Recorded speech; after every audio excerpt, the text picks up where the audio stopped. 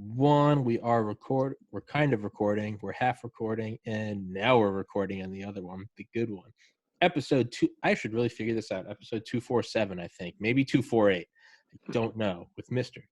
Edmundo Morales, who was involved in the biggest shootout in FBI history, and his book, FBI Miami Firefight, available on Kindle.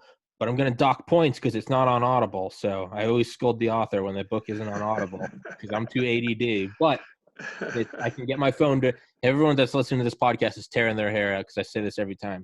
When it's on Kindle, you can get Kindle to read it to you for everybody listening, for ADD people like me. You can get the voice to read it to you. But Audible's the way to go. So I dock points, Mr. Morales. I'm docking points. So you're at an A-. But before I start talking like an idiot, how about you introduce yourself, sir? Sure, Thomas. Ed Morales, retired FBI agent, joined up in 1979 out of the Washington field office, and I retired in 2004 out of Quantico, Virginia, out of the training academy. Had a great career, to almost 25 complete years. Then after that, went on to work as with a defense contractor in Alexandria, and then ended up with a defense contractor in Iraq for about 4 years, and then with the State Department in Mexico City, and then Belize, Central America. But it's been a good run. My career in the FBI was a great experience, great adventures. Yeah, and I was going to say early on, and you talked about Sofia, Bulgaria. That's correct. I forgot about that part of my life. I was in the Marine Security Program, which the Marine Security Battalions they run security for U.S. embassies abroad. And I happened to be lucky enough to be selected for that program. I got selected in 1972. And I went through the training program, and they have a high washout rate. It's about a 40% dropout rate, for various reasons. You can't pass security, or you can't pass a test, or what have you. But I managed to squeeze my way through the training, and through the security backgrounds, and I ended up in Sofia, Bulgaria, which was an absolute incredible experience. Talk about people say, hey, the Iron Curtain, the communist this and socialism. Guys, I got to tell you, I lived there for a year. It was terrible. Yeah, absolutely terrible. I had it good. I was an American with protection, living at the embassy, but the people there, it was sad. It was like 1984, dystopia. It was like, oh my God. Yeah. But that's the truth. And I was going to, because one thing I always bring up is this, this podcast is unapologetically patriotic, and I take a chance to crap on socialism and communism every chance I get. Oh, absolutely. One of my friends, though, Ivan Georgiev, Georgiev. I've known him for about 9 years now. He's one of those guys that you just want to hate because he's tall and handsome and smart. He's 6'4" and he looks like the Terminator. There are so few of us left. Touche. All right. You've got it. All right. Okay. I haven't been taken off guard on this podcast. You just took 248 episodes in. You just sweat my feet. All right. Okay. No, but you know what though? Your friend Ivan Georgiev. Yeah, Ivan. He's absolutely right. I lived there a year. And the people. it was Yeah. I had the best of all worlds, and I was depressed. Yeah. You looked at the people. Everybody was dressed in drab clothing. Everybody had to work. There's no free ride. People talk about, oh yeah, socialism. Those people had no free ride. If you did not work, you did not eat. Okay, and that was brought home one day when I was walking from. We had gone to an event at the British Embassy with the British Marines that were guarding the British Embassy. that's a nice way of saying we went out and got shit faced with the British Marines, you know. So, but we were walking back. A couple of Marine buddies of mine were walking back, and I was stunned when I saw what was going on, because it had snowed in the day before, and that same day. And I was looking at the plazas and the big streets, the main streets in downtown, and I saw dump trucks, you know, being moved forward a few feet, you know, and then people were shoveling snow off the street onto the truck. And I said, "Oh my God!" I said, Shit. Don't they even have like Have a a plow. tractor or a plow or something?" And you know what? That was just the beginning of my shock. Do you know who was shoveling the snow? Yeah. 60, 70-year-old women were shoveling that snow into the truck. They were wearing, you know, they were trying to stay as warm as possible. Some were wearing boots, some were wearing shoes, and when stockings and bushkas and stuff.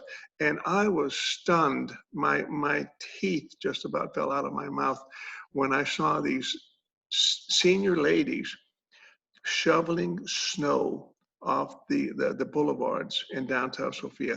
And I asked around, I asked some of the Bulgarian employees at the embassy. They said, "Hey, I mean, these people have to work. Nobody gets a free ride." And Yeah. and I'm thinking, my God, that's Social Security for these people.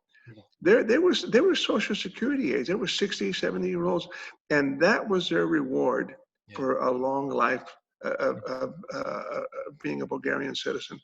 You got to get up at midnight and shovel snow in the sub-zero weather, or else you don't eat, or else you don't get heat to your house. Because that's another thing I found out.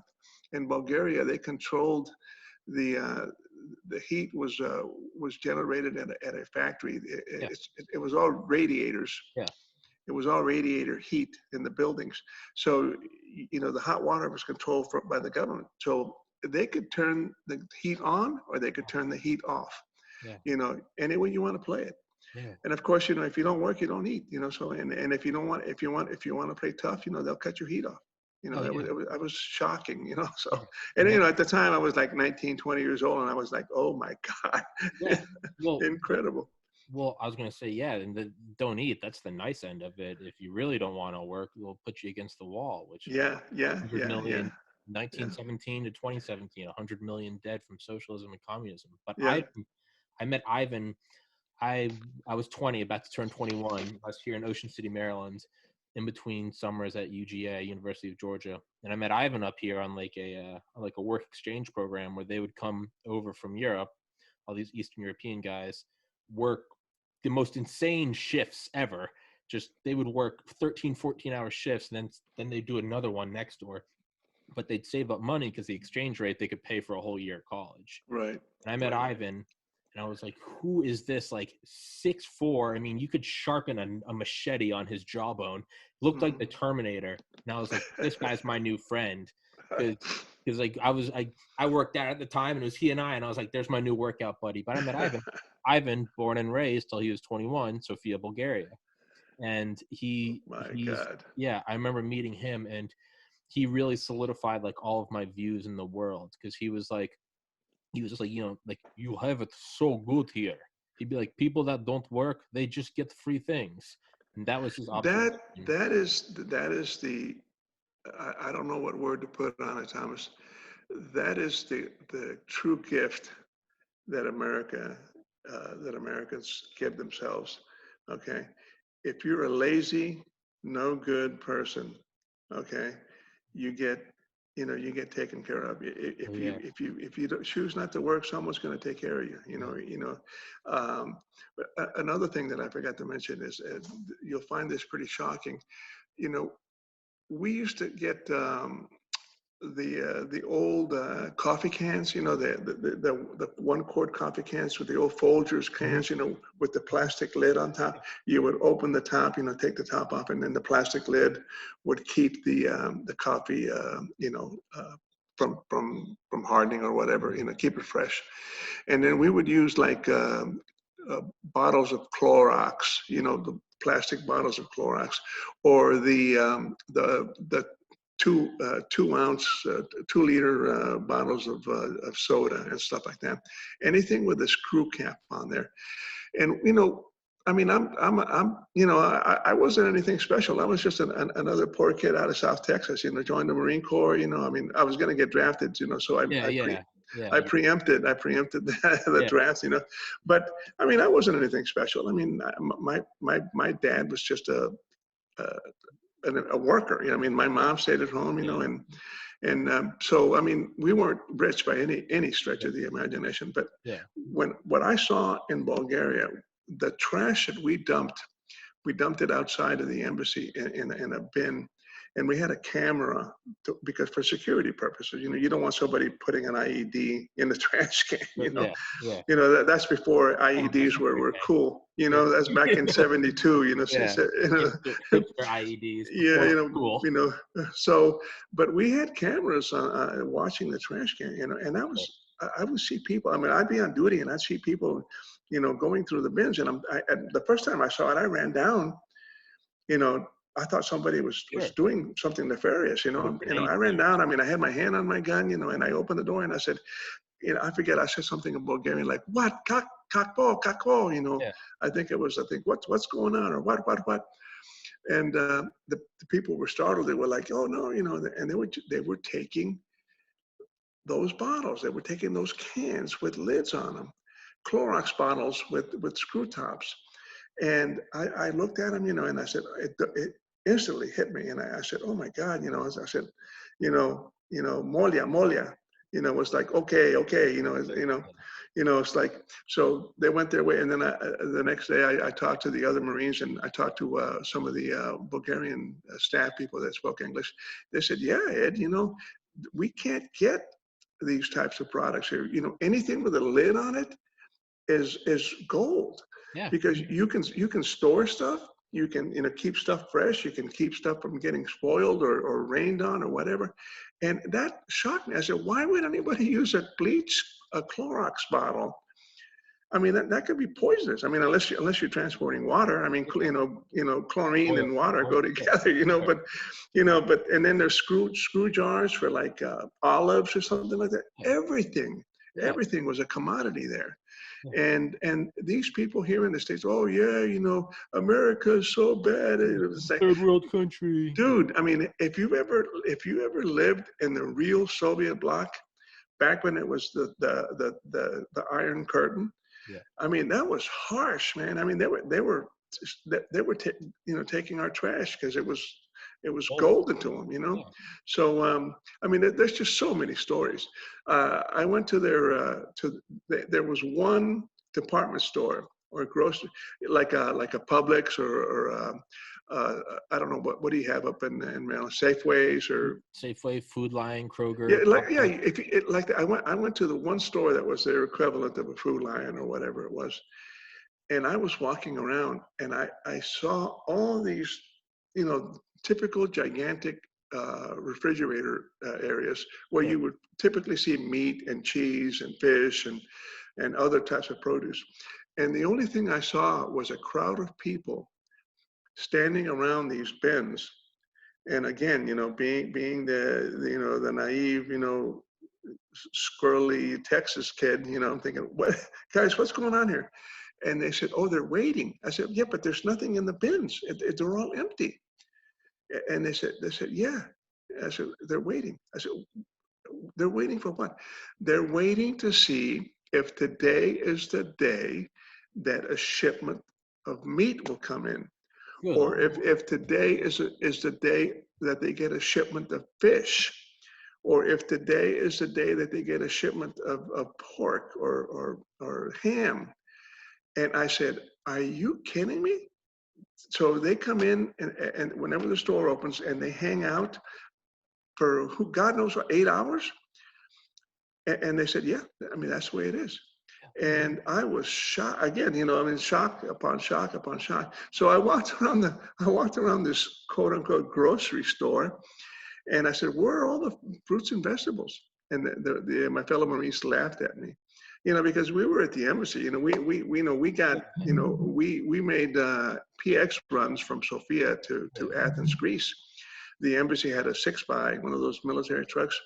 We would send it down to Athens, Greece every couple of months to pick up, Fritos and oranges and Yeah, yeah. avocados and grapes and stuff like that. These people had to wait for the government to produce it, and that's like bread. You couldn't even find bread. You had to go to a special store. It's like most European countries. So some European countries, have a bread store and a cheese store and a meat store and that type of stuff. But there, it was just, cash is cash can. There were no such things as bread stores, cheese stores, meat stores. It was just It's whatever the government gave you. it's insane. Yeah, and that's one thing I always point to is I point to people like Ivan, who when he could move here, he did. And he Yeah. was Mr. Bulgaria, and now he's a professional bodybuilder out in Las Vegas making money off his whey proteins. But he is the American dream. Another friend, Prince Blackosh from Kosovo, whose dad had his arms and legs broken because he was a journalist publishing not nice things about the Serbians. Prince moved here. I remember meeting Prince. Prince barely spoke English. Prince is now a physical therapist in Manhattan. And Great, you look at great. those, Yeah. you have people going, America, we're a third world country in a Gucci belt, right? This is a dystopia. And I'm like, why do these guys crawl over, excuse my French, but drag their balls through broken glass just to get here? And if you talk to them, they've got American flags on their truck. They wake up in the morning and say they say the Pledge of Allegiance, and you're like, what are you doing, man? And they're like, be grateful, and Yeah, yeah, you never exactly. realize it. I And agree. I've seen it with my own eyes. yeah, Luckily, my sentence was only 1 year. yeah, Those people's sentences was life. life, You know, life in prison. yeah, These American wackadoos, American naive idiots, they have no clue what real socialism is. Look at Venezuela. That's just down yeah, the road, yeah, south of us. yeah. It's like But Cuba. Cuba is another example of what a socialist, yeah, country is. yeah. Do you know what the wages are down there for a worker down there? I think it's like A 7.62 uh, round. how much? I said a 7.62 round. No, no, no. So Real that's the wages. wage. But I think it's like $15 a month. Some ridiculous Huh. amount of money. I don't know if you heard this, but when the Obama administration opened the opened the Into the diplomatic, embargo. diplomatic ties to Cuba and so on and so forth, a lot of corporations wanted to get their foot in the door. Think about it. You've got a fresh market down there. It's like, you've got people that are probably hungry for anything, and it's a typical China syndrome. If you want to do business in Cuba, you have to open a factory in Cuba, so that way they can, steal your intellectual property and control you and so on and so on and so on. But the companies, they were in the midst of negotiations, and they said, hey, we will pay your employees, minimum wage, which, the companies were thinking American minimum wage, which was like, $5 an hour or whatever for 8 hours of work. Well, how much is 5 times 8? 40? Yeah. Okay, times 5, that's a $200 a week. Yeah. Okay, well, the Cuban government told these corporations, no, you will pay those wages to the government. Okay, not directly to the employees. You'll give those wages directly to the government, and then we, the government, will in turn pay your employees. Why? Because they didn't want to give them $200 a month. They wanted to give them $20 a month. Okay, so all that, I'm sure you've heard the term hard cash. These communist countries, they don't have hard cash. Yeah. So that was one of their ways, one of the Cuban ways that they were going to get hard cash for their economy. Have these corporations go down there, and instead of paying the employees directly, they had to pay the government, and then the government would keep the employee in its place, Mm-hmm. down under the jackboot, you know. Mhm. So, you know, instead of paying them $200 a week, they were paying 220 bucks a month, like it's a standard, you know. Right. So, I mean, I don't know how these people say, like Bernie Sanders says, oh yeah, you know, but Red lines are good. Red lines yeah, are good. no, but you know, the Cuban system, at least they all get a good education. It's like, yeah, but they get nothing else. Yeah, yeah. Yeah, have you ever seen that? There's like a meme, and it's all these like Cubans on like a raft made of trash cans and tires, and it's like, look at these poor fools. They had no idea that they're leaving they're leaving free healthcare and free education. Like, and it's like, yeah, how great is it when they're like, I'm gonna float 90 miles. We might go adrift. We might get eaten by sharks, Yeah, but we're not going but home. And yeah, and the yeah, only reason that can exist is because what did Che Guevara say? You cannot have a communist revolution with a free press. So how does it? In the question must arise: why yeah, is this happening in America?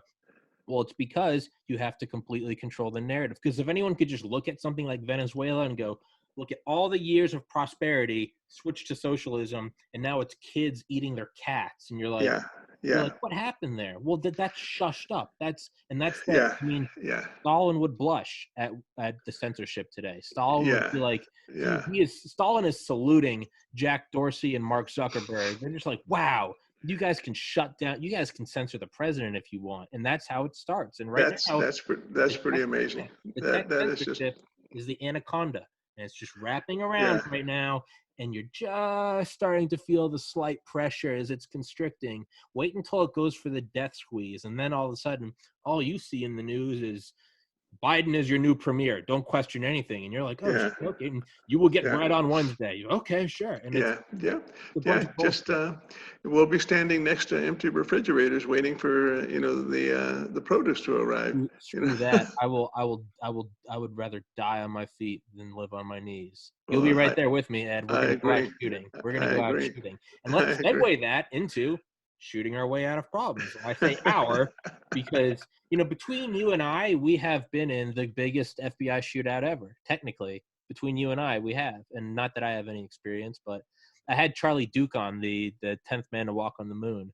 And I told people that, between he and I, we spent 3 days on the moon, and it's That's technically, pretty cool. yeah, Yeah. we've both averaged a day and a half on the moon, but not that, I shoot a gun and it's, I shoot at blank targets. But with your book, I loved it. And I loved it because the entire thing was, you could tell that you went in and you tried to retell the story exactly as how you saw it, in with all the primarily, it's like, you ever seen a music video where they do a really good job at making it look like, making, even if you watch it sober, you feel drunk. They've got the light sway, the girls, Right, and right, right, you're like, right, oh, right. you get the Yeah, vibe. yeah, What I got listening to your book was, I got the vibe of like, this is what the adrenaline dump must be, right? This is yeah, your body is just, it's taking things a millisecond at a time. Because I was listening and I was like, man, I've been listening for like 3 hours, and I was like, I'm still within this like 5 minute gap the whole time, just explaining that. And I was like, holy shit. So like, that, I know I said I wasn't going to. I have to use the bathroom so bad, and before we dive into the shootout, okay, go ahead, I go gotta ahead. use the bathroom. Run, Mr. go. Morales, you got the floor is yours. Tell them where to buy your book. Thank you. The book is available on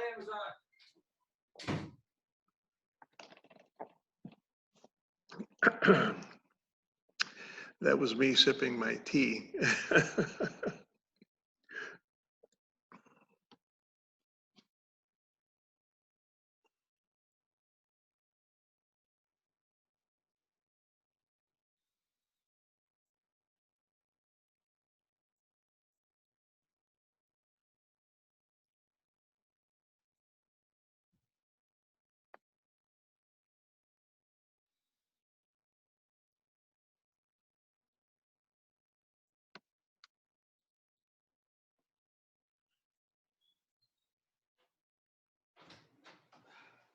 And we're back.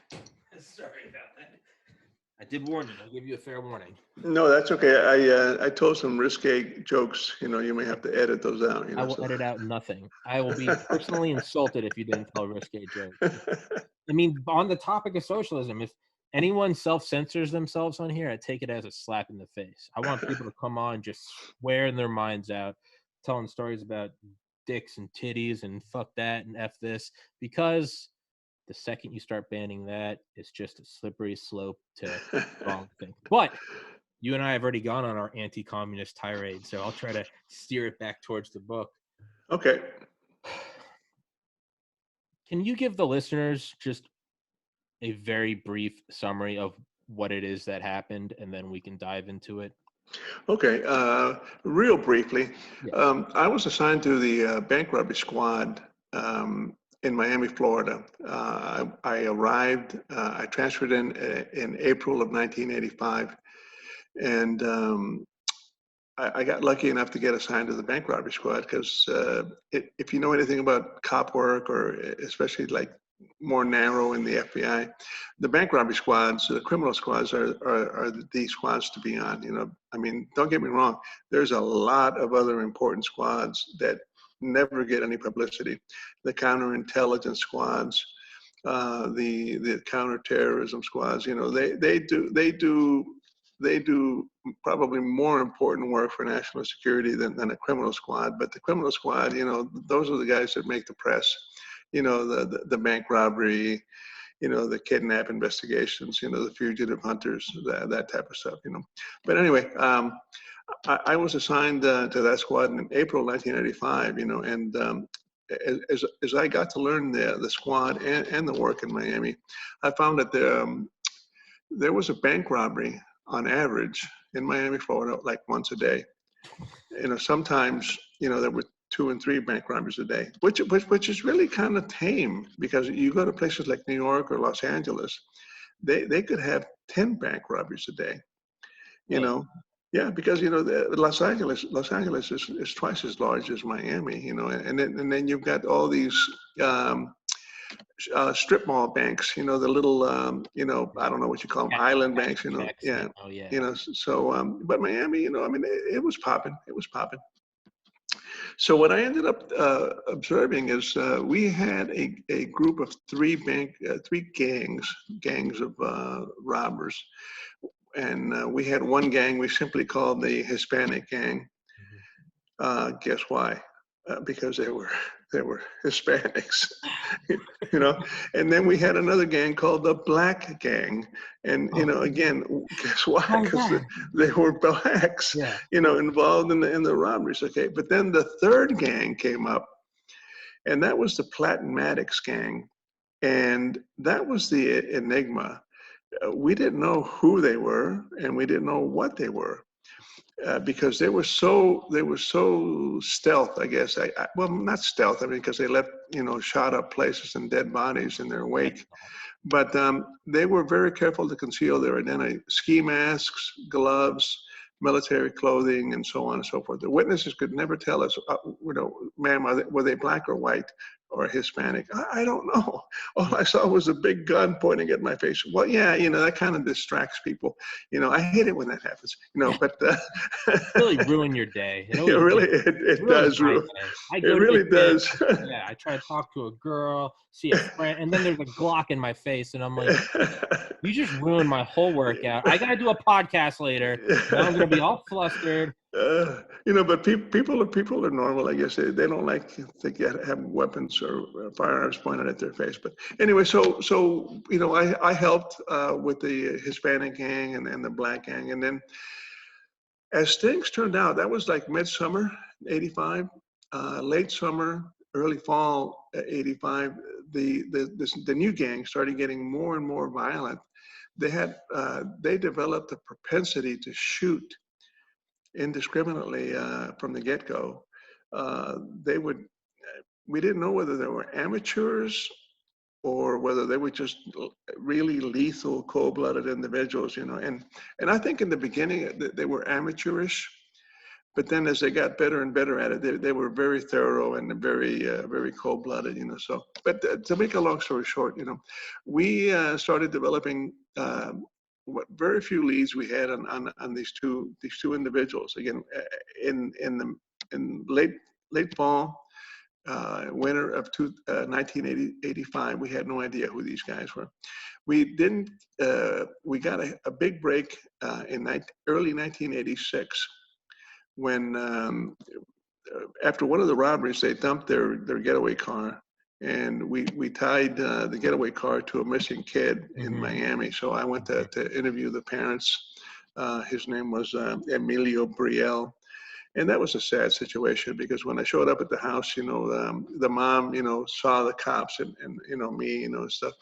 And she said, she asked me, are you here about my son? Are you here about my son? And I'm thinking, wow, maybe she knows, maybe she knows her son's involved in the robberies, Yeah. So, and I said, well, ma'am, I really don't know if we're here about your son, but we're here about your car. So, and then, as the story developed, I found out that their son had gone missing, in the previous late summer. And as it turns out, they found his remains, in the Everglades. But the big break came in March of 1986 when another unfortunate soul, Jose Calazo, was out target practicing in the Everglades in the same spot Emilio Brielle had disappeared in, and he just happened to run into two white guys, tall, about 6 feet tall, 6'1", white, slender, well built, and heavily armed, and they robbed him, and they ended up shooting him, leaving him for dead. They took his car, his guns, his wallet, and everything else, but miraculously he survived. Incredible luck, when I do my training lectures, I tell people, I say, hey, do you believe in luck? And people say, well, what do you mean luck? I said, well, yeah, do you believe in luck? And I said, well, what do you mean? It's like, I don't believe in those superstitious bullshit luck. Yeah. I'm sorry. Can I say bullshit, or can I? Say whatever you would like. No. Can I say, bullshit. well, can I say superstitious? Superstitious. Well, we draw the line at superstitious, right? Draw the line at superstitious. You can say whatever you want.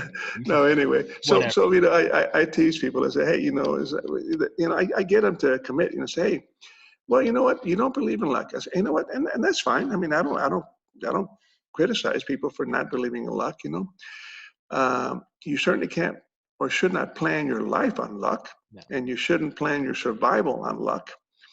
You shouldn't. It's like, hey, I'm going to go see my aunt in Miami, Florida, and I hope luck gets me down there, on the interstate. No, I mean, you have to have some planning and experience and forethought and so on and so forth. But see, here's the kicker.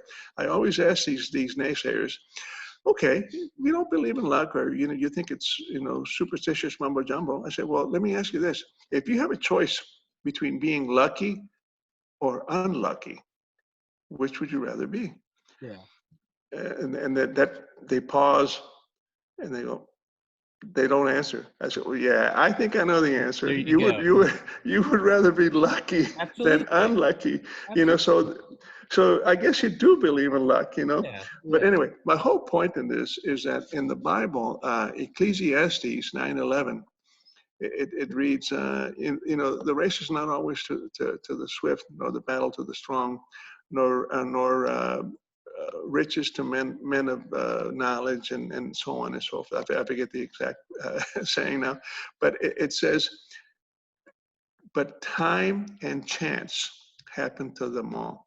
In other words, that's the Bible's way. That's the Bible's way of saying, hey, you got to have a little luck. You got to have a little. Because time and chance can happen to everybody. Okay, men of skill, men of strong men, fast men, and so on. And as it turned out, Jose Calazo, had a little luck, a little time and chance, because he was shot in the hand, in the shoulder, and then through the face. Okay, right on the right side of his nose. Okay, with a 38. I mean, 999 times out of 1,000, you're dead. Yeah. Okay. I mean, you're a dead person at that point, but he survived amazingly. Anyway, I digress. But he survived and he had the will to survive. He drug himself and crawled and did whatever he had to do. He went almost a full mile to a highway to flag down a car, and he survived, amazingly survived. And he became our first witness. He's the one that described two white men, about 6'1", 6 feet tall, thereabouts, 200 pounds, mustaches, fit, so on and so forth. And of course, we had his car, his vehicle. And lo and behold, a week later, there's a robbery in South Miami. And it just so happened, time and chance, a U.S. Customs official was going to the bank to cash a check. By the way, checks were, back in the old days, checks were these paper things that people had, they used to sign, and you used to have to take them into a bank, and you'd give it to the bank, and the bank would give you cash. I don't believe you. That's superstitious mumbo jumbo. It is. That's all a legend. That's all a legend. I don't believe a word you're saying. That's not true. There's never been anything other than text on my phone. This podcast is over. Screw this.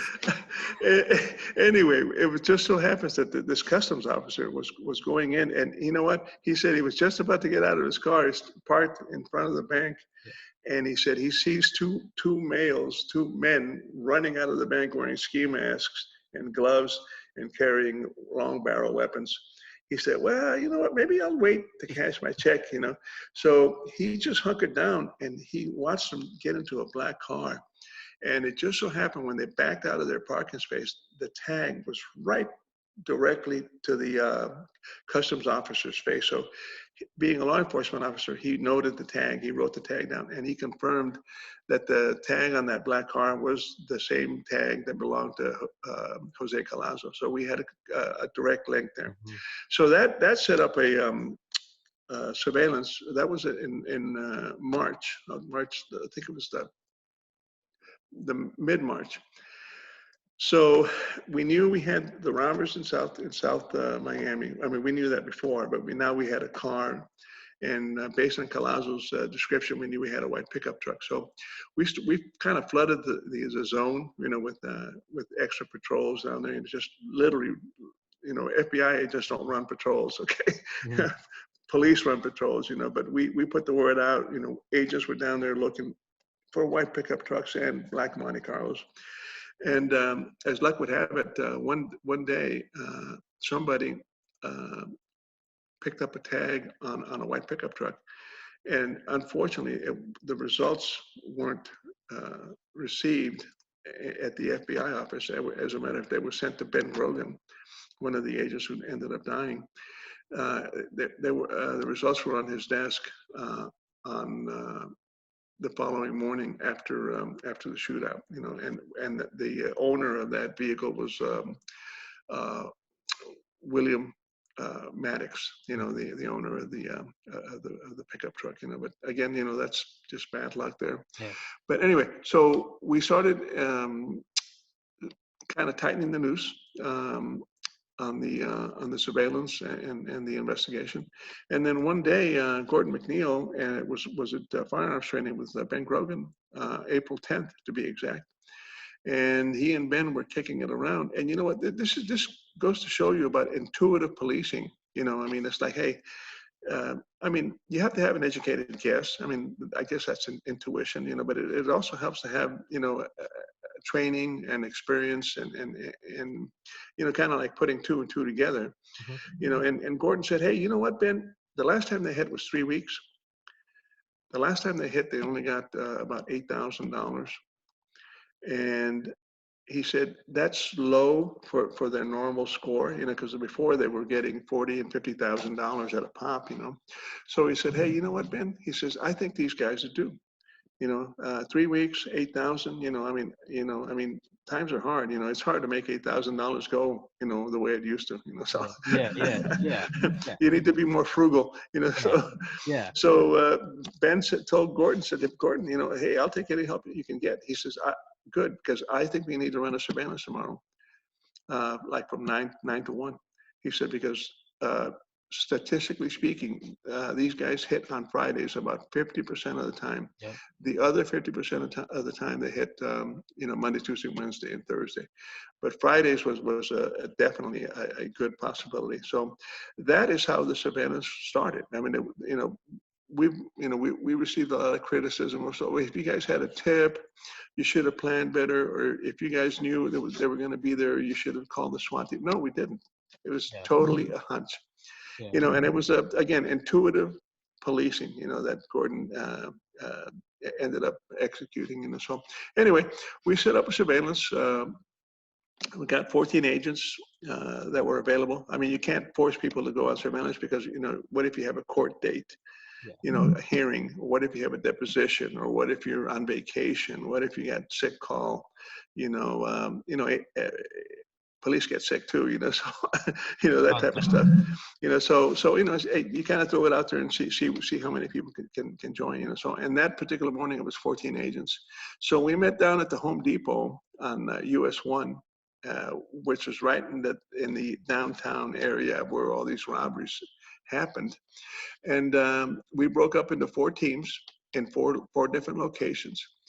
And every one of the locations had been robbed in the past. So that's why we figured, hey, you know what? One location, 136th Street in US 1, had been robbed twice because there were 2 banks at that location. So each bank had been robbed at least once. So we said, hey, we'll set up there. And as luck would have it, time and chance, at about 9:25, 9:30. This is speculation on my part because all the witnesses are dead. Ben Grogan, FBI agent Ben Grogan, FBI agent Jerry Dove, and the 2 bank robbers, Platt and Maddox, are all dead. Yeah. So all the witnesses are dead. Yeah. Okay, but my speculation is that sometime during the course of that morning, a very short course, at about 9:25, 9:30, the black Monte Carlo drove into the parking lot of the 136th Street and US 1 location. Okay, because that's where Ben Grogan and Jerry Dove were stationed for the surveillance. The black Monte Carlo must have driven into the parking lot. Ben and Jerry saw a black car occupied by at least 1 male, and possibly 2, because the car had tinted windows. So, and I know this is what happened. I mean, the parking lots being what they are, you've got cars, and then you got another car driving by. You can't see the tag. So they saw the car, probably went in, made a U-turn. So they decided to follow that car to see if they could, get a look at the tag. And they went from 136th Street to 128th Street before they made an announcement over the radio. And at that point in time, they said, attention all units, we're behind a black vehicle, 2-door, Florida tag NTJ 891. And it was the exact same car that Jose Collazo had stolen, so. And man, you know what? I was shocked. I have to be very candid with you. I could not believe that these 2 individuals wouldn't even change the tag on the car, because that car, based on Collazo's robbery, and shot and left for dead and robbery, that car and the tag and the description had been in the news. It was in the print news, and it was on TV news. So it's like they didn't even change the tag. I was just amazed. So we played catch up. My location was at 128th, and they had just passed our location when they announced. So what followed was a 4-minute surveillance, because based on radio recordings from the start until felony car stop, when it stopped, it's 4 minutes. So I asked officers. I said, "Hey man, can you plan a car stop in 4 minutes?" Yeah, you could, but most of the time, car stops are compliant. A marked unit, turns on the siren, like you and me, we're driving home after the bar, and we're going, oh my God, I've had 1 drink too many, so we comply, but a lot of people don't, and then that turns into a non-compliant stop, and non-compliant stops can, I mean, all bets are off. I mean, I cannot tell you where the car is going to eventually end up stopping. I mean, you've seen all the videos on TV, California drivers, Yeah. they'll drive 100 miles, high speed neighborhoods and so on and so forth. So this didn't quite turn out to be a California, car chase. Thank God for that. That's what I was worried about. I was worried that if they got back on US 1, because they went from US 1 into the side streets, which is great.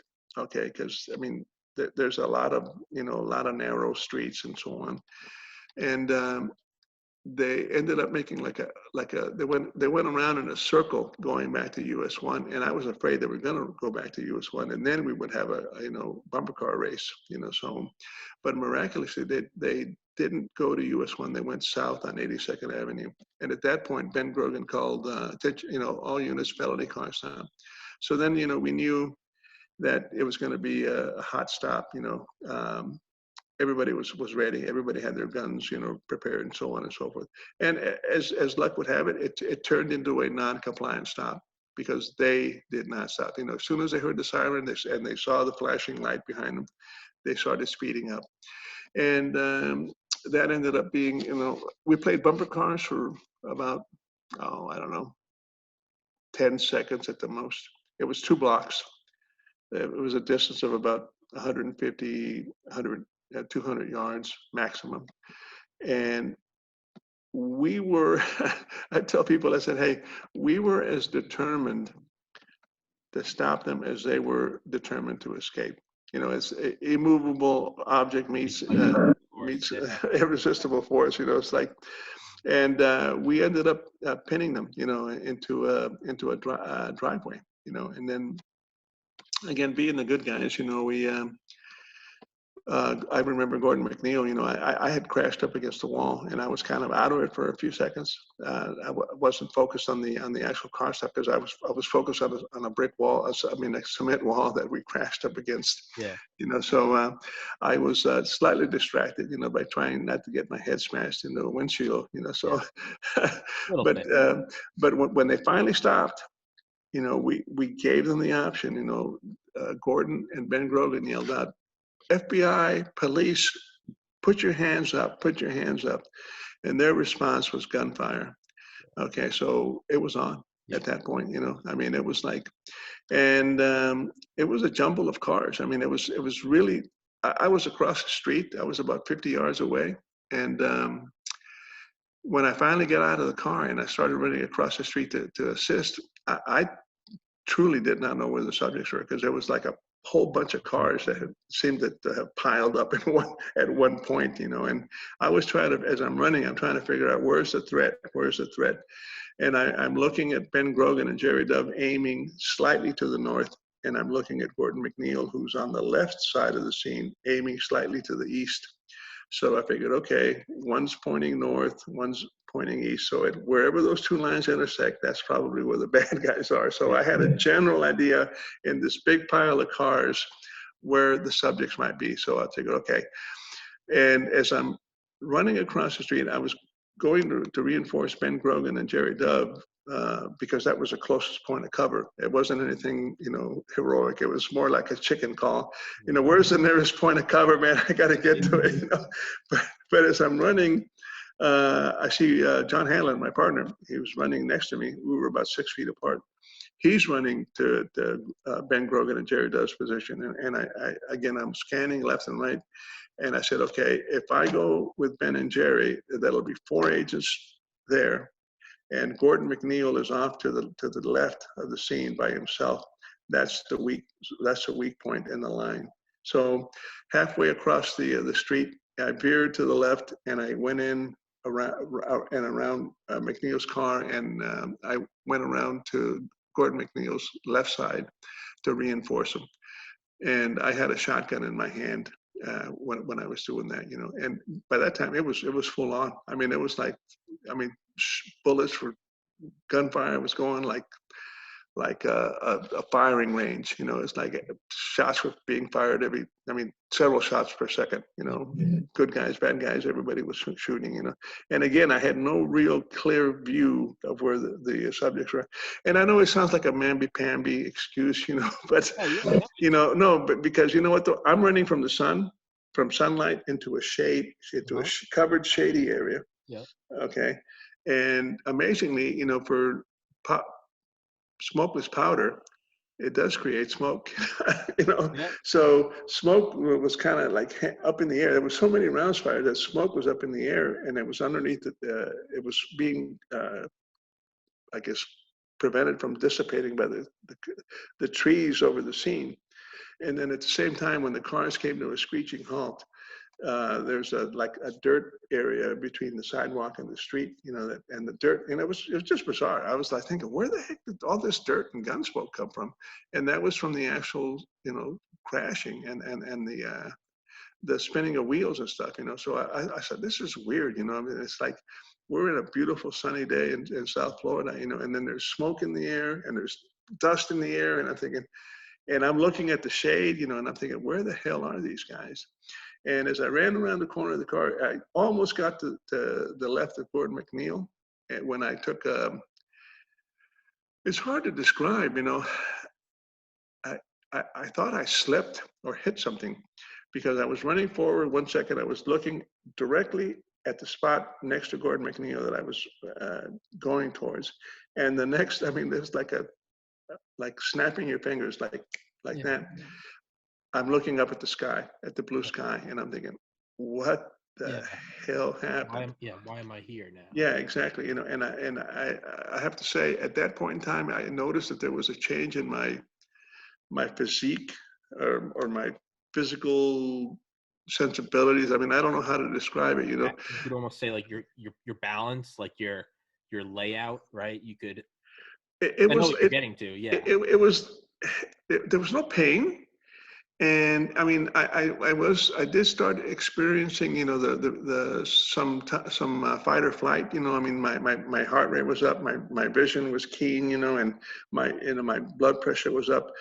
I started losing a little bit of my hearing because I could clearly hear gunshots, but they weren't as loud as they should have been. Mm-hmm. So my hearing was already kind of diminishing, but I could tell clearly, the difference between a 38, a 9mm, and then whatever the subjects were firing. I could distinctly tell you who was shooting what. The pistols were being fired by the SWAT agents, Ben Grogan and Jerry Dove. Gordon McNeil was firing the revolver, and then the bad guys were firing their cannon, because it sounded like a cannon to me. But again, I was like stunned when I'm on my back, and I'm thinking, and I was also angry. I said, "You are stupid. You are," and I didn't put it in the book, but I actually said to myself, "You're a stupid son of a bitch." I said, "How can you?" I thought I ran into the back of Gordon McNeil's car. Okay, and I'm thinking, I said, I shouldn't have cut it so close. I should have cut it a foot wider. Okay, but it didn't add up. When I look at it with 20/20 hindsight, it doesn't add up, because if I'd have hit Gordon McNeil's car, I would have been about 15 feet behind Gordon McNeil instead of right next to him. So my mind was trying to fill in a gap, figure out the puzzle. And I said, you ran into the back of Gordon McNeil's car. I said, you're letting Gordon McNeil, stand up there by himself, getting shot at, firing, and you are so stupid that you ran into the back of his car. Get up and help him. Okay, and I'm pushing with my left. I've got the shotgun in my right arm, and I'm pushing with my left arm like this to push myself up. And that's what's so weird, because, in our youth, you could sit up easy. When we were young and as felt, I could sit up, and from, laying down sideways, whatever, upside down, whatever, I could sit up and get up, without even using my hands, But here I was, and I was trying to use my arm to push myself up, because it was just weird. Something was off with me physically. Okay. And I have to laugh, there was this horrendous ringing in my ears, and I'm thinking, wow, I mean, it just like came on all of a sudden, and I mean, it was like loud, it sounded like loud ringing, like, what do they call it? Tinnitus? Yeah, Tinnitus? yeah, So, something, it was like that, but it was like a siren going off in my ears, like, "Gwing," yeah. and I found out later that I had my bell rung, and we'll get to that in a minute, but I, I just, I, physically, I mean, mentally, I was aware. I mean, I think I was still aware, or fairly aware, but physically, I was like, something was off, and I really couldn't tell, it's like my ears were ringing, and everything felt like I was like in slow motion, like everything was, I hate to use the word, but I use it anyway. It felt like everything was more retarded, more like, Yeah. like, you Slow know, moving through mud or yeah, molasses, right? yeah, moving through molasses and stuff like that, So, but again, I couldn't put two and two together, and the situation kept going on. Gordon fired his shots. He was wounded at that point. He wounded the subjects. Ben Gorgon, Jerry Dove, and John Hanlon were firing from the rear uh, of the getaway of the bad guy, the robbery car, the stolen car. So gunfire was still going on, and then Gordon McNeil was shot. He came back up with his revolver, fired two more shots, ran out of ammo, and then retreated to the back of his car to reload because he had been shot in the right hand, the gun hand. So he felt he needed to get a little bit more cover between him and the subject so that he knew he was going to have a hard time reloading, with one hand, because his strong hand his right hand had been severely damaged. So I'm sitting there trying to figure out what's going on, and I finally I got mad at myself, because I mean I'm looking for a threat. I'm still focusing on the threat. I had no idea what was going on. Physically, I had no idea what was going on. You know, Tactically, I knew there was still bad guys out there. I was looking left and right, scanning and this and that. So I had to force myself to stop scanning and look at my left side to figure out why the hell isn't it working? Yeah. So when I looked down at my left side, I mean, it was a shock of shocks. It's like, what in the world?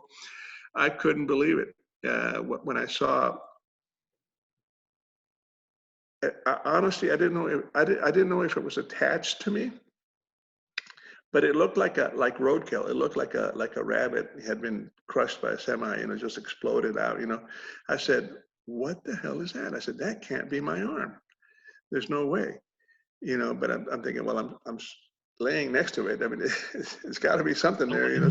So I had to force myself to lay the shotgun across my chest, muzzle pointing, at my feet, at a 45-degree angle. Took my right hand and I reached over, and I picked up. I eventually identified a hand attached to something there, but it was incredible because the hand had been swollen like to twice its size. The fingers were like huge sausage fingers. I mean, they were just swollen, like just full of blood and stuff, And I'm thinking, this is weird. It looked like a gigantic hand, like a giant's hand. It was all puffed up. I said, that can't be my hand, So I actually reached up and I grabbed the hand and I pulled it up in front of my face like this. And I'm thinking, oh my God, it's attached to me. Who's this? Get it off me. Really, I said, oh my God, it's attached to me. It's my arm. I said, holy shit.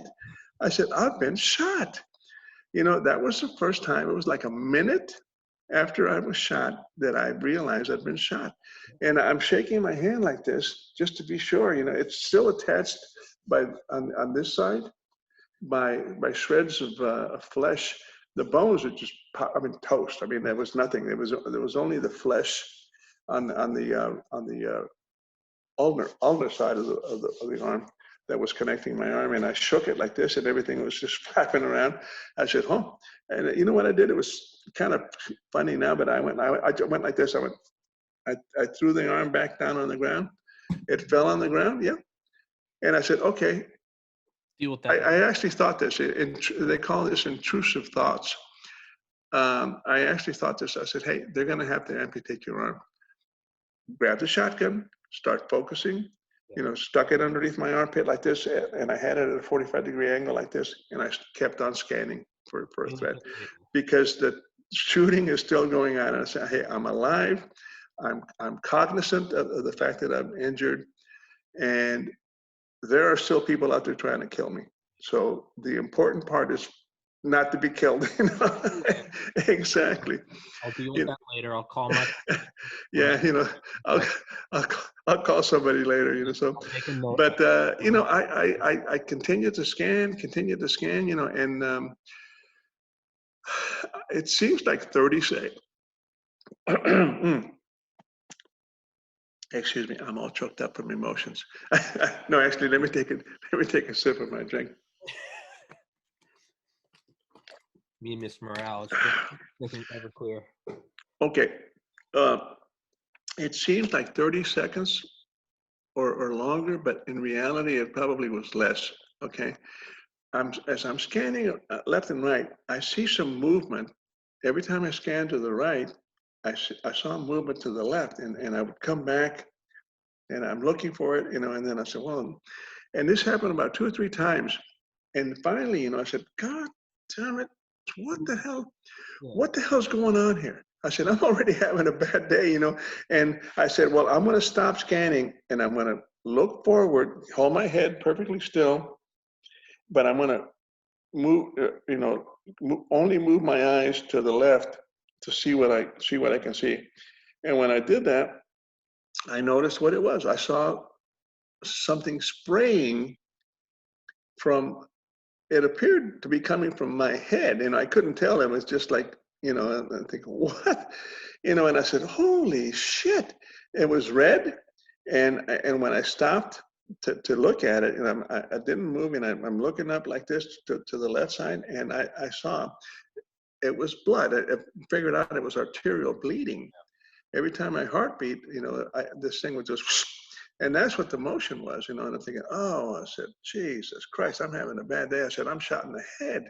So again, I laid the shotgun across my chest, and I took my good hand, and I put my 4 fingers like this, and I actually went up to my left side of my head, expecting to feel mush up there, and I went like this. I stuck my fingers in there, expecting to feel mush on the side of my head, and all I could feel was my skull, and I'm thinking, oh, Jesus, and I put my hand up there, it was blood, and as luck would have it, when I'm doing this, checking my wound, I had flipped or knocked the flap of skin that was, over the wound. I flapped it over the artery, and that prevented it from spraying blood. It didn't stop the bleeding, but it kind of slowed it down. So inadvertently, I was like doing this, and it kind of stopped the bleeding. I said, okay, fine.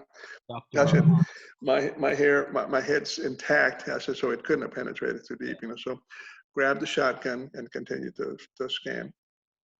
This event went on so long that I could tell that the gunfire that I was hearing was like distant, but I could tell from what direction it was coming. Initially, it was coming from directly in front of me, and then it moved off to my right, and then it moved farther to the right, and then it moved farther to the right. So I'm thinking, okay, whatever's happening is starting to circle around in that direction. So I said, I can't see crap here. So I started moving myself. I used my heels and my shoulder blades to crawl from the position that I had fallen in, to crawl my way around the back of Gordon McNeil's car to see what was going on the other side, because obviously I don't think I was in any condition to stand up, and I wouldn't want to stand up either, because there's still a lot of gunfire going on. So that college training paid off, Look, Mom, I didn't stand up in the bullets. So when I went around the back of the car, that was a shock, because that's when I saw Gordon McNeil on the street. He was down, and then when I went around the car, I could see what ended up being Jerry Dove and Ben Grogan, and I could see a third body on the other side of the car, which I assumed to be John Hanlon. So when I saw that, I saw a pair of legs that was running around the bodies. And I'm thinking, well, okay, I have Gordon McNeil, I have Ben Grogan, Jerry Dove, and John Hanlon. I said, that doesn't leave too many other guys. I said, so that person running around the scene has got to be a bad guy. So I on my side, on my back, with one hand, I aimed the shotgun at the feet. I could only see from the knees down from underneath the car, and I'm thinking, okay, shoot this bastard. And I went into a one of those situations: shoot, don't shoot, shoot, don't shoot. And part of me said, hey, don't shoot, because if you miss, your pellets will end up hitting Ben Grogan, Jerry Dove, or maybe John Hanlon, or all three. The other part of me says, shoot the bastard. So, and you know what though, under stress and things like that, to this day, I don't remember making that shot. All these years later, I mean, and the crime scene shows that I fired 5 shotgun rounds, but I only remember firing 4. Okay, so that's called traumatic amnesia. You're in a traumatic situation. You do something that you may or may not remember. So, but that was a shot that I didn't make, even though I made it. So, and I said, well, I didn't shoot the guy, so I kept crawling around to eventually, to a point where eventually I was all the way around McNeil's car. And I put my back up against the bumper, and I peeked around to the left like this to look to see what was going on at Ben Grogan's car. And you know what? Time distortion. I thought it took me like 2 seconds, 10 seconds at the most, to crawl on my back, scoot up, sit up, and put my back up against the bumper of the car with my shotgun in my right hand, and turn around and kind of like do this. But in that 2 or 3 seconds that my perception said it took me, the 2 bad guys had somehow miraculously gotten inside the car. So that made me think, okay, it wasn't 2 seconds. It was probably more like 20 seconds that it took me to maneuver. I mean, that's just, time and distance, distortion, so. And when I saw the subjects in the car, they were, the driver was kind of leaning over the steering column like this, and he was obviously looking at the steering column, and the passenger was leaning towards the steering column in this fashion, looking at the steering column. So it became immediately obvious to me that they were either trying to insert the key, start the car, or do something else. Okay. And I'm thinking, these bastards are trying to escape. And the only avenue of escape is to back the car up. And if they back the car up, they would run over at least 2 FBI agents, maybe 3. Okay. Now, I learned after the fact that both of these individuals, that were right-handed, okay, and both of their right arms had been shattered, destroyed. Okay, that's probably why they were like looking over the steering column, trying to figure out, hey, how do I manipulate the key, or how do I manipulate the the shifter, and same thing with the passenger. Okay, his right arm was toast, and he had been shot in the head. He was probably more seriously injured than his partner. But my immediate thought was to prevent them from moving the car, because like I said, if they moved the car, if they backed the car up, they would run over at least 2 agents, maybe 3. So then I figured, okay, I've got the heavy weapon, I've got the shotgun. Okay, and I'm thinking, okay, I want to use the shotgun. I want to put as many rounds of shotgun ammo into the compartment of that car. But how am I going to fire the shotgun with only one hand? I mean, it's like, I could do it, but it would be totally inaccurate shots, So I said, okay. So as I'm leaning over to my left, I said, oh, you know what? I saw the lip of the bumper. I'm thinking, hey, you know what? That'll be a perfect little perch, to put the shotgun, the fore end of the shotgun on there. So, and firearms instructors tell you, hey, when you shoot, if you see my hands, okay, like this, when you shoot, you bring the weapon up to eye level. You don't bring your head down to the weapon. Okay, so that's a pretty hard lesson. It's a steadfast lesson. But in my case, the bumper was below my head. Okay, in other words, my head's up here, the bumper was down here. So I had to put the shotgun on the bumper. I had to move my head down, totally contrary to training. I had to move my head down to the sights instead of bringing the weapon up. So it worked. We'll make an exception for that. Yeah, it's you're in a shootout in Miami. That's that. So what ended up happening was I used it to good effect. It was perfect. I didn't have to worry about balancing the weapon with one hand. I had the front bumper, the bumper there, and I had the shotgun up like this. And I found the sights, found this target, and I squeezed the first round. And I was so pissed at myself because I ended up missing. I could see the hit. And when the weapon recoiled like this, it was perfectly natural. I just kept recoiling back with the weapon, and I sat right back in a sitting position with my back up against the bumper of the car, had the shotgun by the pistol grip up here. So I said, you know what, just let it slide. I let it slide, hit the buttstock, hit the ground. I grabbed pinched my legs together, my thighs together, secured the weapon, reached up, grabbed the forend, racked it, went back down to the pistol grip, picked it up, turned back around, and I fired 4 rounds in that fashion. And I thought that the second round that I fired at the car had just totally plastered the driver. Okay, it was perfectly into the side door windshield of the car, and it was a beautiful thing. He was sitting like this, putzing around with the steering column, and the next thing you see is him do this. Yeah. Like arms flying up, it's like slow motion, it's like, I don't mind saying it was a beautiful thing, so. Absolutely. You're like, yeah, all right, I just blew his head off. All right. And you know what? In my mind, he was totally and completely dead, so it's like, wow, now I have to worry about the passenger. So I focused my last 2 shots at the passenger, and when he saw his partner kind of fly into his lap, he said, well, shit, someone's shooting at us. He had been sitting upright in the car, and when I went back to look for him, all I could see was like this part of his head, like this from the windshield. So I'm figuring, okay, how the heck am I going to shoot him in the head, through the windshield at a 45-degree angle and at a 45-degree angle with the glass up like this, So I kind of played Kentucky windage, and I aimed at the spot in the windshield where I thought it would be the most likely place that if the rounds penetrated and did ricochet slightly, they would ricochet slightly to the left. So in the end, none of those pellets ended up hitting the passenger, but it certainly made him duck his head, though. Yeah, so, and you said in your book, you said it blew out all the glass in the yeah. So yeah. You got some, but yeah, kind of like horseshoes and hand grenades, right? Yeah, exactly.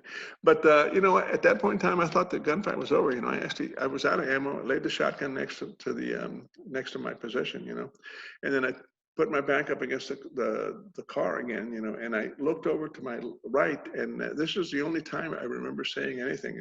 It's when I looked at the ages across the street, and I actually took my good arm and I said, "Come on over. It's okay, come on over." And they yelled back at me saying, stay down. And I think, they don't know the gunfight's over, So, and I looked north, and then I looked south, and they had set up a perimeter, and it was like, holy cow, man, there must have been, I don't know, 20, north and south, there must have been 20 fire engines and ambulances waiting, and to come in, and then God knows how many police cars, because they were just lined up, it was like, but nobody knew who was where, what was what, So, and I'm thinking, oh my God, we are going to die, we are screwed. Right? Yeah. So, and I'm thinking, and that's when psychologically, physically, I had been getting weaker and weaker because I forgot to mention, when I was moving on my back from where I was shot around McNeil's car, I was it was getting darker and darker. It was getting harder and harder for me to see. And everyone listening, not not the light getting darker. Your vision was getting darker and darker. The black. Right. My internal vision, was getting darker and darker because I could tell that I was passing out. Okay, that's like, if anybody has ever fainted, you just start going like everything gets kind of dark, and then you hope you don't land on something sharp, so but that's what was happening, and I could tell it was happening. But so I had to keep shaking my head, hard to stay awake. It's like, what the heck, So when I saw that, and I knew that, and I knew we were bleeding out, it's like, oh my God, I said, we are screwed. We are totally screwed. Something happened. Psychologically, because physically I knew I was weaker and weaker, but psychologically, people talk about the 5 stages of death. You get denial, anger, bargaining, acceptance, depression. Depression comes first, but then acceptance comes last. My stages of 5 stages of death were, one girlfriend meets the second girlfriend, and then you're in trouble. That type of. I'm joking. if you want to flirt with death, get 2 girlfriends in the same room. Ed Morales. No, but I mean, back to seriousness. Okay, you go through acceptance, bargaining, that, and I went through all those stations except depression. Because it was too short. I didn't have Didn't have the time. There really wasn't time. It was seconds. So, and I bargained. I asked God. I said, God, if you help me and if you save me, I'll start going to church once a month, or it's twice a year or something. Tough bargain. You're bleeding out, and you're like, I'll do you once a month, and he's like, not good enough, Ed. Not full. Keep flying. Yeah, but it's like, hey, you really do. It's like, hey, you know what? But while all of this is going on, I have this underlying volcano of anger. Yes. And just pure violent anger, because I'm thinking, what, these sons of bitches, if I am going to die, I said, I am going to make sure they are dead too, So you're going to bring to hell personally. It was a combination of, like, when I finally, the stages of death, when I finally reached acceptance, the volcano was just about to erupt. Okay, it was perfect timing, on 2 levels.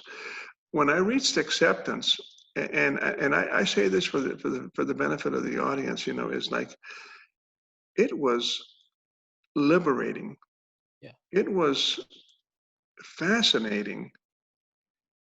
It was when I said, hey, you know what? I am going to die. Today is the day I die. I accepted that. And I lost all fear. It just, I mean, what else can happen to you? I mean, death is the ultimate, So I accepted death. I was going to say, what we haven't touched on yet for everyone listening is that at this point, Platt Maddox had killed 2 agents. We haven't gone over that, but that's where this rage is. They killed my friends. Right. I forgot to mention that, I mean, because when Ben, Jerry, and John were behind the car, I thought all 3 of them were dead. Okay. And as luck would have it, thankfully, John Hanlon survived back there. So, I said, well, you know what? They killed my friends. And for all intents and purposes, they've killed me. Okay. Because I've accepted death. So I'm going to do the Christian thing, and I'm going to reach out and touch them with the muzzle of my gun, So. Yeah, I'm going to do what God would want, and I'm going to bring him to hell personally.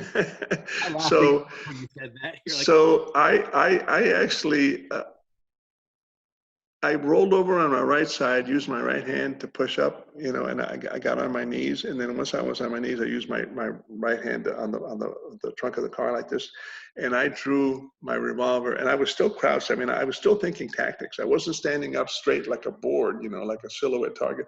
I was still hunched down, and I brought my revolver up, and I peeked around to the left, and the subjects were still there in the car. And I said, okay, I got you, and they weren't aiming things at me. They weren't shooting at me, which, that's when I left cover. I left, the position of cover. I took 2 steps forward. I set myself up in the position, where my right foot was forward, my left foot was slightly back, brought the weapon up to eyesight, the revolver, and fired 1 shot at the driver.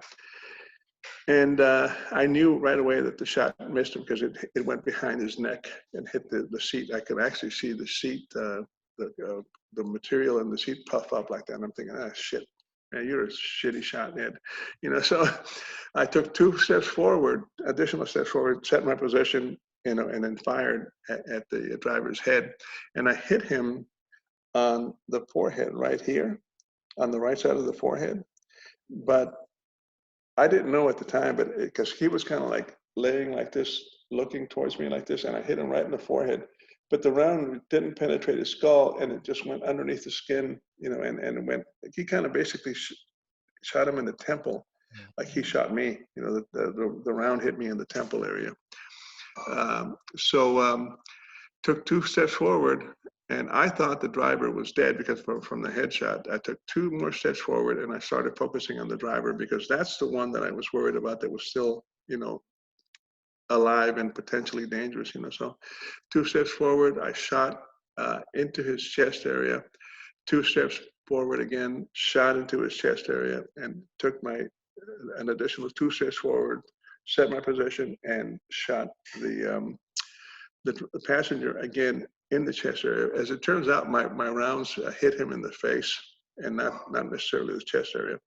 One of them hit him in the neck, and then 2 of them hit him in the face. I was right at the door at that point in time. I had 1 round left over, so I just kind of leaned down and I shot the driver flat. Shot him in the chest. And as it turns out, that round, because he was laying down, it went up at an angle. It went from like his center of the chest up into his neck area and hit him in the spinal cord and paralyzed him at that point in time. And that is pretty much it, in a nutshell, the shooting. After that, the whole world came in to the scene. Agent Reisner and Agent Laurentiis came in to assist me as I fired my last shot. They came up and they said, "Hey, Ed, it's over. Put your gun away. Put your gun away. It's over." Yeah. And I, being a well-trained agent, I took my gun and I hosted it. Oh yeah. You said you clipped it. Yeah. And I even snapped the holster. So that's so bizarre. It's like, you do it 100,000 times, you did it one more time, so, and then I stepped back and then I collapsed, and then like I said, the whole world was there. The ambulances, officers, and everything, so after that, it just became a blur, and I felt from the time I was wounded until the end of the shootout, I felt absolutely no pain. Yeah. 0 pain. Okay. As a matter of fact, I didn't even know I'd been shot because it's a physiological defense that the human body has, and about 20 or 30 seconds after the shootout ended and the adrenaline, was used up. Agony. Yeah. Absolute agony.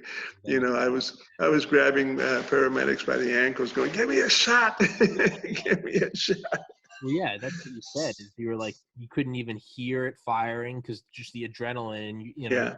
like this primitive bloodlust, like as the bullet Yeah. hit, you're like, Yeah. No, really, absolutely. when it's over, all of a sudden your body is like, all right, Ed, hey, great job, you did it.